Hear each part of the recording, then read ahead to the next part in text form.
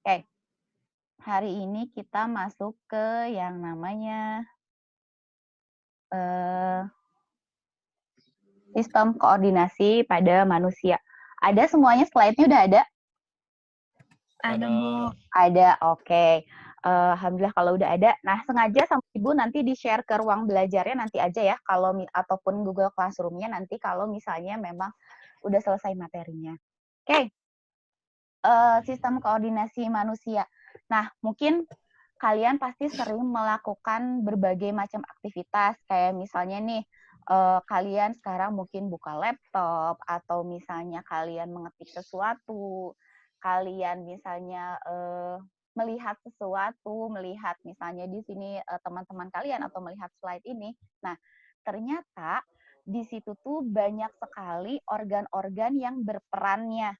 Nah, ternyata mereka saling bekerja dan mereka saling berkoordinasi untuk apa? Nah, ternyata mereka berkoordinasi untuk melakukan kegiatan-kegiatan tersebut. Nah, dan itu tuh kayak yang gampang gitu. Kalau misalnya kita nih angkat tangan atau misalnya kita geleng-geleng kepala, misalnya atau kita mengetik, kelihatannya gampang seperti itu karena prosesnya memang cepat. Tapi ternyata itu tuh membutuhkan mekanisme yang cukup rumit. Oke. Nah, sistem koordinasi pada manusia ini dia meliputi ada 3 sistem. Nah, sistemnya apa aja? Sistem yang meliputi sistem koordinasi itu yaitu nanti ada sistem indera, ada sistem hormon, sama sistem saraf. Nah, di sini ada pengertiannya dulu nih. Katanya sistem koordinasi atau pengaturan, atau biasanya ada yang bilang juga sistem regulasi, itu merupakan sistem yang mengatur kerja dari organ-organ tubuh dalam memberi tanggapan atau respon terhadap rangsangan. Nah, sekarang Ibu mau tanya, nama lain dari rangsangan apa ya kira-kira? Ada yang tahu nggak? Kok pada diem? Pertamanya, Bu. Huruf pertamanya apa ya? Im, im, i. Impuls. Impuls. Impuls, betul. Implan. Implan. Impuls atau rangsangan. Oke. Nah, ini tadi yang kata Ibu, jadi sistem koordinasi itu dia meliputi ada sistem saraf, kemudian ada sistem indera, dan yang terakhir adalah sistem hormon. Nah, oke. Bukan indera gede Aldi ya. Oke. Nah, hari ini kita mau membahasnya hanya mengenai sistem saraf dulu aja. Jadi satu persatu aja. Oke. Nah, sistem saraf. Oke. Katanya gini. Di sini perubahan lingkungan itu dapat merupakan rangsangan atau stimulus bagi organisme. Oke. Nah, ternyata rangsangan ini bisa kita bagi-bagi nih. Yang pertama, kalau misalnya rangsangannya itu menurut asalnya, ternyata ada rangsangan dari luar, ada rangsangan dari dalam. Oke, coba Ibu pengen tanya sama, biar pada bangun nih semuanya. Sama Naura. Ayo Naura. Mana barusan kok hilang? Menurut Naura, kira-kira kalau rangsangan dari luar itu apa sih, Nau? Kalau dipegang sama orang. Kalau dipegang sama orang, boleh. Berarti misalnya sentuhan, ada sentuhan ya, fisik. Oke. Berat. Kenapa? Kenapa, Daryl? Saya emang nggak ikut-ikutan. Oh, nggak ikut-ikutan. Ya udah, sekarang ikut-ikutan aja. Kira-kira kalau menurut Daryl, rangsangan dari dalam, apa Daryl contohnya?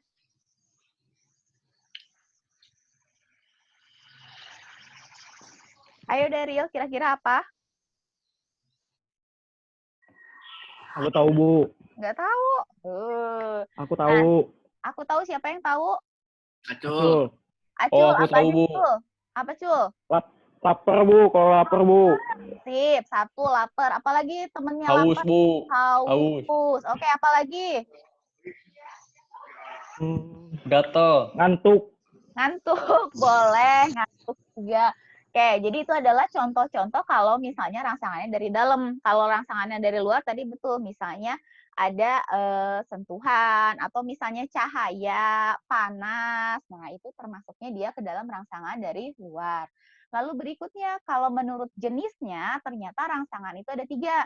Ada rangsangan mekanis, ada rangsangan kimia, sama ada satu lagi adalah rangsangan fisik. Oke, kalau rangsangan mekanis, kira-kira apa?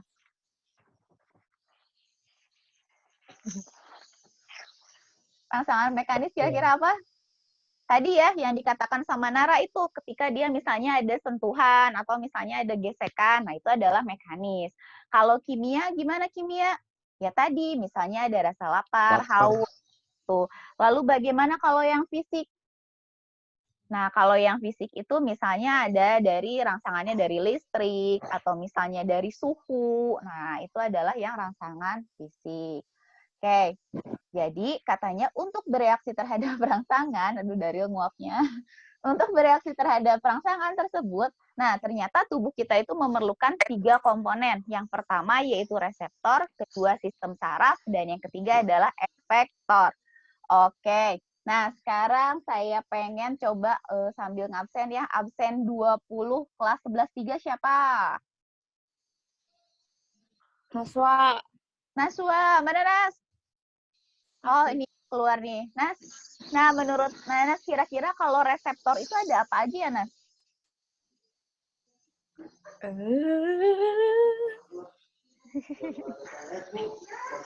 Reseptor ada apa aja? Bu, boleh ngambil buku biologi nggak Bu saya? Takut ditanya. Reseptor itu apa aja? Misalnya reseptor itu adalah berupa misalnya mata, kemudian jadi reseptor itu Kulit. adalah yang menerima rangsang, betul, kulit, kemudian apalagi hidung, lidah, atau bisa dikatakan bahwa yang namanya reseptor itu adalah apa? Alat indera. Nah, kemudian yang berikutnya ada sistem saraf dan yang ketiga adalah efektor. Nah, efektor ini apa? Efektor ini adalah yang menjalankannya. Nah, misalnya nih ketika kamu misalnya melihat sesuatu dan kamu ingin menggapainya gitu, atau kamu ingin mendekatinya, berarti yang jadi reseptornya adalah mata. Dari mata nanti diolah di otak, kemudian setelah diolah di otak gimana? Nah, nanti kamu akan menyuruh, si otak ini akan menyuruh kakimu untuk melangkah mendekati. Nah, berarti di sini yang bisa menggerakkan kaki itu siapa? Otak. Otak. Otak menyuruh kepada Otot. otot, betul. Jadi salah satu bentuk dari efektor itu adalah, salah satu contoh dari efektor itu adalah otot. Oke, itu ya. Jadi ini yang biasa kita lakukan. Jadi mulai dari misalnya reseptor, kemudian nanti menuju ke sistem saraf. Nah, ini sistem sarafnya. Ada sensoris itu yang menerima, kemudian nanti diolah di otak, lalu disampaikan lagi ke saraf motorik, nanti baru sampai ke efektor. Oke. Nah, kita lanjutkan lagi. Nah, sekarang nih, bagian-bagian dari neuron. Nah, sel saraf neuron. Apa ini sel saraf atau neuron? Jadi, sel saraf atau neuron ini, dia itu adalah struktur terkecil dari sistem saraf. Dan di kita nih, itu ada triliunan sistem saraf. Triliunan dari sel saraf atau si neuron-neuron ini. Nah, sekarang kita lihat, kira-kira menurut sebenarnya apa aja sih bagian-bagian dari neuron ini? Nah, ini. Oh, kok ini hilang? Ya, kok mouse-nya hilang? Maaf. Oke. Nah, ini dia. Ini adalah katanya neuron anatominya. Jadi, anatomi dari si sel sarafnya. Mungkin kalian udah sering lihat ya. Jadi, bagian utamanya itu sebetulnya ada 3. Yang pertama adalah badan sel. Kok ini saya nggak bisa ngegerakin kursornya ya? Nah. Nah. Oh, bentar.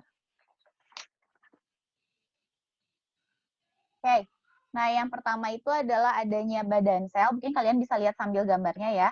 Nah, kemudian di badan sel itu dia itu ada bagian intinya.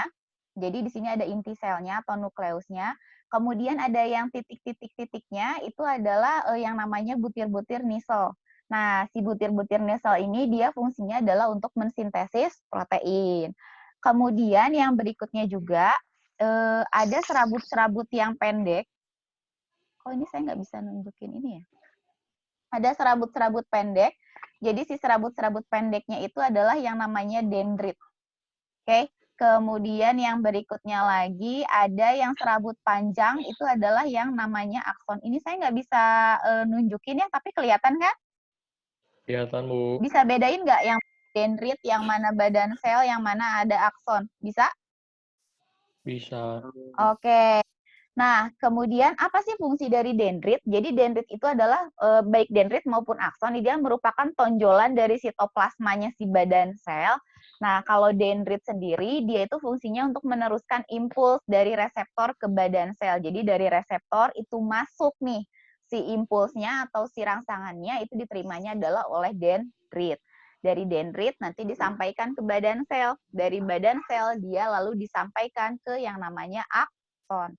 Jadi di sini akson ini adalah tonjolan sitoplasma yang panjang dan fungsinya menghantarkan impuls katanya dari badan sel ke luar kayak gitu. Baik itu keluarnya tuh ke sel saraf yang lain ataupun biasanya ke efektor. Oke.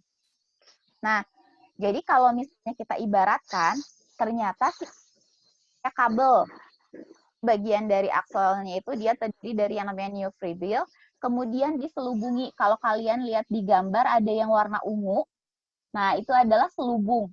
Selubungnya itu adalah namanya selubung mielin. Nah, fungsinya buat apa? Fungsi dari selubung mielin itu adalah dia untuk melindungi si aksonnya. Nah, ternyata di dalam selubung mielin itu terdapat juga ada sel. Namanya adalah sel Schwann. Nah, kalau sel Schwann fungsinya dia untuk memberi nutrisi terhadap si akson. Sekali lagi, jadi tadi di akson itu ada yang menyelubunginya namanya adalah selubung mielin. Fungsinya adalah untuk melindungi. Di dalam si selubung mielin terdapat yang namanya sel Schwann. Atau si sel Schwann itu adalah fungsinya untuk memberikan nutrisi kepada akson. Nah, kalau kalian perhatikan coba gambar yang warna ungunya itu apakah full menyelubungi akson atau enggak? Apa, Bu? Kalau bagian yang aksonnya kira-kira terselubungi oleh semuanya selubung mielin atau enggak? Enggak, ada yang Enggak luar. ya. Nah, ada bagian-bagian yang itu adalah yang namanya nodus Ranvier. Sekali lagi, bagian yang tidak diselubungi oleh selubung mielin namanya adalah nodus Ranvier. Atau dia itu memiliki fungsi adalah untuk mempercepat penghantaran dari impuls. Oke, itu ya. Jadi ini adalah bagian-bagian dari neuron. Nah, kita lihat lagi. Jadi ini bagian-bagian dari neuronnya. Ada dendrit. Tadi yang pertama kali dia itu menerima rangsang, lalu ada nukleus, inti selnya, lalu ada badan sel. Nah, di mana badan sel itu selain dia menyimpan nukleus, dia juga menyimpan yang namanya butir-butir nisel. Tadi yang fungsinya adalah untuk mensintesis protein. Lalu berikutnya ada tonjolan yang panjangnya, tonjolan sitoplasma yang panjang yang disebut sebagai akson. Nah, atau nama lainnya itu neurit. Nah, si akson sendiri dia itu diselubunginya oleh yang namanya selubung mielin. Nah, kemudian di selubung mielin terdapat yang namanya sel Schwann. Nah, kemudian bagian dari akson yang tidak diselubungi oleh selubung mielin itu adalah namanya nodus Ranvier, yang dimana tadi fungsinya adalah untuk mempercepat apa? Mempercepat penghantaran impuls. Oke, kita lanjutkan ya. Nah, sekarang apa sih fungsi dari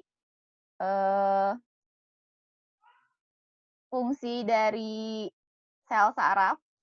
Sorry, macam-macam sel saraf itu apa aja? Yang pertama, kalau berdasarkan jumlah ulurannya. Nah, berdasarkan jumlah ulurannya, ternyata dibagi 3. Ada neuron unipolar, neuron bipolar, sama yang satu lagi adalah neuron yang multipolar. Nah, lihat kalian jumlah juluran dari badan sel yang keluarnya. Kalau misalnya yang unipolar dari badan sel, dia hanya mengeluarkan apa? 1 juluran. Nanti baru terbagi 2. Ada dendrit dan juga ada akson. Kalau yang bipolar, itu juluran dari badan selnya keluarnya 2. satu dendrit, satu lagi itu akson. Dan yang satu lagi adalah yang multipolar.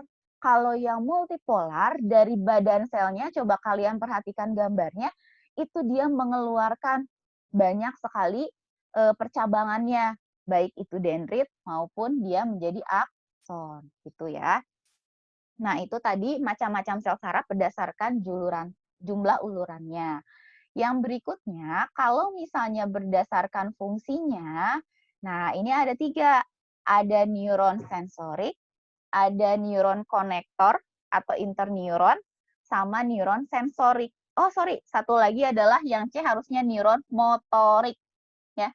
Jadi yang A adalah neuron sensorik, sekali lagi yang B neuron konektor, yang C-nya adalah neuron motorik. Oke. Nah, apa sih neuron sensorik? Neuron sensorik itu adalah neuron atau sel saraf yang menghantarkan apa? Menghantarkan impuls atau sirangsangan dari mana? Dari reseptor ke biasanya badan sel. Atau misalnya ke otak sistem saraf pusat biasanya. Nah, kalau neuron konektor itu dia yang menghubungkan antara satu neuron sama neuron yang lain. Nah, kalau neuron yang motorik itu adalah yang menghantarkan impuls dari apa? Dari otak ke efektor. Sekali lagi, kalau berdasarkan fungsinya, neuron itu dibagi 3. Yang pertama itu neuron sensorik, yaitu yang menghantarkan impuls dari mana? Dari mulai reseptor atau alat indera ke sistem saraf pusat. Nah, kalau neuron konektor itu yang menghubungkan antara satu neuron sama neuron yang lain. Dan kalau yang neuron motorik itu adalah yang menghubungkan antara sistem saraf pusat, baik itu otak ataupun sumsum tulang belakang ke efektor. Oke, itu ya. Nah, ini nih yang mulai suka jadi agak apa ya? Butuh mungkin pemahamannya harus dibaca beberapa kali. Jadi yang berikutnya ini adalah mengenai mekanisme jalannya impuls katanya. Jadi kalau misalnya tadi si rangsangan itu diterima dari dendrit, kemudian dia berlaju ke badan sel, lalu dia menuju ke akson, bagaimana sih sebetulnya mekanismenya? Nah, ternyata mekanismenya itu ada 2. Yang pertama yaitu melalui serabut saraf. Sorry, harusnya di situ bukan neuron ya, melalui serabut saraf atau akson. Nanti sama saya diedit dulu. Jadi serabut saraf atau akson. Nah, kalian bisa lihat gambar yang ini yang ada 1, 2, 3, ada beberapa tahapannya. Bisa nggak? Bisa ya? Oke. Nah, jadi si neuronnya itu, si aksonnya itu sama saya diperbesar dulu. Aksonnya sama saya diperbesar dulu. Jadi dibesarkan, ternyata kalau misalnya tidak ada rangsangan, nah sel saraf itu dia dalam keadaan yang namanya polarisasi atau disebutnya sebagai keadaan istirahat. Karena tadi nggak ada rangsangan yang masuk. Nah, maksudnya apa sih keadaan istirahat itu? Pertama, dia nggak ada yang masuk nih, si rangsangannya. Kemudian, kalian perhatikan muatannya. Di dalam membran, muatannya itu apa? Negatif. Dan di luar membran, dia muatannya apa? Positif. Jadi sekali lagi, kalau dalam keadaan polarisasi atau keadaan istirahat, nah, si muatan di luarnya itu adalah positif, sedangkan muatan yang di dalamnya itu adalah apa? Negatif. Oke? Nah, kemudian ketika mulai ada rangsangan nih, nah, sel saraf katanya melakukan yang namanya depolarisasi, yaitu pembalikan muatan sel dengan meningkat permeabilitas membran sehingga katanya ion Na+ bisa masuk. Oh iya, tadi saya ada lupa. Jadi kalau misalnya ini tuh berkaitan sama mekanisme pompa ion, yaitu ion Na+ sama ion K+. Nah, ion Na+ itu awalnya dia di luar nih, si muatan positifnya ini. Kemudian ketika ada rangsangan, dia akan masuk ke dalam. Kalian lihat di gambar yang kedua, warnanya ketika ada rangsangan berubah jadi orange ya. Terus kemudian muatannya berganti. Di bagian luar jadi negatif, di bagian dalamnya jadi positif. Itu adalah yang namanya apa? Depolarisasi. Nah, kemudian katanya depolarisasi ini menimbulkan potensi aksi dan daerah itu berpindah secara menjulur. Jadi nggak langsung sinyalnya itu atau si stimulusnya itu langsung berjalan, enggak. Tetapi biasanya secara merambat gitu. Secara merambat walaupun sangat cepat tapi merambat seperti itu. Nah, ketika dia merambat, maka ada nanti itu bagian akson yang mulai terkena oleh rangsangan sama ada yang ditinggalkan oleh si stimulus tersebut. Nah, ketika ditinggalkan oleh si stimulus tersebut, dia itu akan kembali ke posisi yang semula lagi. Itu namanya adalah prosesnya repolarisasi. Jadi yang awalnya tadi di dalamnya jadi positif, sekarang kembali lagi dia menjadi negatif. Kalian lihat kalau di gambar, itu adalah warnanya menjadi warna yang biru. Di situ memperlihatkan. Jadi kalau warna hitam, dia belum terkena rangsangan. Kalau yang warna orange, rangsangannya itu sedang masuk. Dan yang warna biru itu sudah kembali ke posisi semula karena rangsangannya sudah lewat. Oke? Sekali lagi. Jadi kalau mekanisme jalannya impuls melalui serabut saraf, itu ada 3 tahapan penting. Yang pertama, yaitu yang disebut polarisasi. Yaitu polarisasi itu adalah pada saat si sel sarafnya dalam keadaan istirahat. Di mana di bagian luar muatannya positif, di bagian dalam muatannya negatif. Kemudian tahapan yang berikutnya adalah depolarisasi. Ini adalah ketika rangsangan masuk, nah menyebabkan permeabilitas membrannya itu membesar sehingga masuklah ion Na+. Nah, jadi muatannya berubah, terbalik nih. Di bagian luarnya negatif, di bagian dalamnya itu dia positif. Yang terakhir adalah repolarisasi. Kalau repolarisasi itu adalah apa? Jadi si muatannya kembali lagi ke yang semula. Waduh, kita sudah. Nanti mungkin sempat mati dulu ya, karena ternyata udah di-remind tinggal 10 menit lagi. Jadi kalau yang repolarisasi itu ternyata dia itu kembali lagi. Jadi di luarnya kembali positif dan di dalamnya kembali menjadi negatif. Oke. Itu ya, jadi ada polarisasi, ada depolarisasi, sama satu lagi adalah repolarisasi. Oke. Nah, yang berikutnya adalah mekanisme jalannya impuls melalui yang namanya sinapsis. Oke, bentar ya. Nah, bentar saya stop dulu.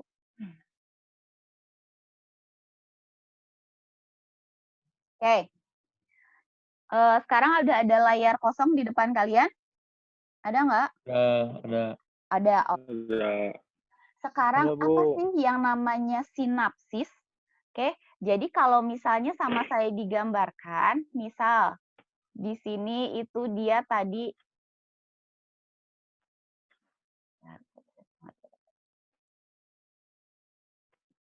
Nah, misal yang ini adalah si sel saraf. Nah, kemudian ini bagian akson. Nah, ternyata di bagian ujung aksonnya itu kan nanti dia harus berhubungan lagi sama sel saraf yang lain. Benar nggak? Oh. Ya, jadi dia akan berhubungan sama sel saraf yang lain. Nah, hubungan ini disebutnya adalah sebagai sinapsis. Jadi sinapsis itu adalah hubungan antara satu neuron sama neuron yang lain. Berarti di sini ada hubungan antara satu akson sama satu dendrit. Gitu ya. Itu adalah yang namanya sinapsis. Nah, sekarang yang berikutnya, kalau misalnya ujung akson kita perbesar, ternyata dia berupa seperti tombol gini. Oke. Nah, kemudian kalau ujung dendrit kita lihat, misalnya kita perbesar, ujungnya akan seperti ini. Oke. Ini ya. Nah, tadi hubungan antara keduanya ini disebutnya adalah nih, hubungan yang kedua ini disebutnya sebagai sinapsis. Lalu di sini kita lihat dulu bagian-bagiannya nih, sebelum kalian mulai masuk ke yang tadi, kita lihat dulu bagian-bagiannya. Yang pertama, yang ini. Yang ini dia itu disebutnya sebagai prasinapsis. Nih ya. Nah, kemudian yang berikutnya lagi, yang bagian yang ini, nah, yang ini disebutnya sebagai celah sinapsis. Oke. Nah, kemudian yang berikutnya lagi, yang bagian ini, nah, ini adalah yang disebutnya sebagai postsinapsis. Sinapsis. Oke, nih ya. Nah, sekarang saya mungkin mau nulis dulu. Ini kan awalnya tadi ujungnya ini kalau misalnya udah ada nyampe ke sini si rangsangan, berarti di ujung-ujung ini kan dia muatannya negatif dan di bagian dalamnya muatannya positif ya. Benar nggak? Gini kan? Nah, kalau sudah seperti ini, nanti itu si sinyalnya akan dirubah menjadi sinyal kimiawi. Oleh apa? Nah, di sini tuh ternyata banyak nih yang namanya adalah neurotransmitter. Nah, ini. Neurotransmitter itu biasanya bisa berupa asetilkolin, dopamin, dan sebagainya. Nah, si neurotransmitter ini dia diselimuti oleh suatu kantung atau yang disebutnya sebagai vesicle. Nah, gini. Nah, ketika terbentuk neurotransmitter seperti ini, ternyata itu menimbulkan masuknya apa? Menimbulkan masuknya adalah yang namanya Ca2+, aduh maaf ya tulisannya jelek. Ca2+ atau kalsium. Nah, jadi si kalsium masuk. Ketika kalsium masuk, apa yang terjadi? Ternyata dia mendorong si vesicle tersebut untuk mendekati yang namanya membran prasinapsis. Jadi dia mendekat ke sini. Nah, ketika dia mendekat, membran dari prasinapsis sama membran dari si vesicle itu dia akan melebur. Sehingga apa akibatnya? Akibatnya adalah di sini si neurotransmitternya itu dia keluar. Kemudian ternyata nih di mana sih merubah warna? Nah, ternyata di bagian si postsinapsis itu nih saya gambarin terdapat yang namanya reseptor penerimanya. Nah, kemudian nanti si neurotransmitter tersebut dia masuk ke sini, ke reseptornya. Setelah itu baru dia melaju lagi ke dendrit, badan sel, dan seterusnya. Jadi itu adalah yang namanya mekanisme penjalaran impuls melalui sinapsis ya. Itu ya. Oke, sampai di sini dulu. Kira-kira ada yang mau ditanyakan nggak? Bu izin ke toilet apa? Yang lain coba ada yang mau nanya dulu nggak? Ada yang kurang paham? Aku mau nanya, Bu. Pak aku teh. Sabia. Oke, Sabia. Gimana Sabia? Tadi kan si kalsium tuh mendorong si neurotransmitter ke arah mana biar jadi lebur tuh tadi? Ke arah membran prasinapsis. Membran prasinapsis. Daryl. Oke, makasih Bu. Sama-sama. Ada lagi yang lain? Ada lagi nggak? Nah, ini ya. Enggak. Jadi sekali lagi, mekanisme penghantaran lewat sinapsis itu katanya pertama neurotransmitter yang dihasilkan sel saraf prasinapsis dan disimpan di dalam vesikel sinapsis. Kemudian ketika impuls tiba di tombol sinapsis, membran prasinapsis meningkatkan permeabilitas membrannya sehingga tadi ada kalsium yang masuk. Kemudian kalsium menyebabkan vesikel sinapsis yang berisi neurotransmitter keluar dari membran prasinapsis dan melepaskan neurotransmitter menuju celah sinapsis. Kemudian neurotransmitternya diterima oleh reseptor protein pada membran postsinapsis dan impuls dilanjutkan ke sel saraf berikutnya. Oke, itu deh Ada yang mau ditanyain dulu nggak? Nggak ada? Ada nggak? Ah, kenapa tumben sekarang lagi pada lesu begini nih? Mau nanya, Bu, Ya, gimana Cikwita? contoh rangsangan yang fisik tadi gimana, Bu?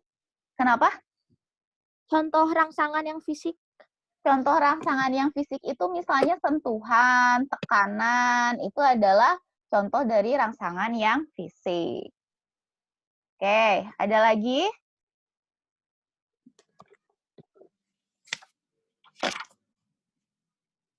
Ada lagi nggak? Ibu belum lihat Davina Maharani, ada nggak? Ada, Ibu. Lagi ulang tahun. Lagi ulang tahun. Oh iya, lagi ulang tahun. Ada, Bu. Andra sama Jeremy ada. Lagi ulang tahun. Semua aja lagi ulang tahun ya. Oke, ini kurang lebih 1 menit 30 detik lagi dia bakalan harum ya, bakalan mati. Nanti kita masuk lagi, kita lanjutkan lagi pembelajarannya mengenai sistem saraf. Dan jangan lupa buat semuanya nanti langsung masuk lagi karena ada sedikit kejutan. Oh. Sama siapin handphone kalian deket kalian ya. Buat apa, Bu? Hmm? Buat apa? Buat apa? Kayaknya saya habis baterai deh HP-nya. Wah, masa sambil dicas dulu sok mumpung masih ada waktu. Saya nggak ngerti sama sekali, Bu. Wah, kenapa? Kenapa nggak ngerti? Nanti di-share kan PPT-nya? Kenapa? Nanti di-share pasti. Kata ibu juga nanti di-share sama ibu. Terus nanti juga ini kan udah sama ibu di-record. Bener kan udah tadi? Udah, jadi nanti kalian bisa lihat lagi juga materinya. Gitu deh. Oke. Gimana nih semuanya pada sehat? Alhamdulillah, Bu. Bu mau request, Bu. 11.3 sama 11.4 jangan pagi-pagi. Oh iya, tenang. Kan gantian. Kan kemarin 11.1, 11.2 dulu. Nanti minggu depan yang hari minggu berikutnya, hari Selasa depan, tukeran. Jadi 11.4, 11.3 yang jam 10, 11.1, 11.2-nya yang pagi. Nggak pagi juga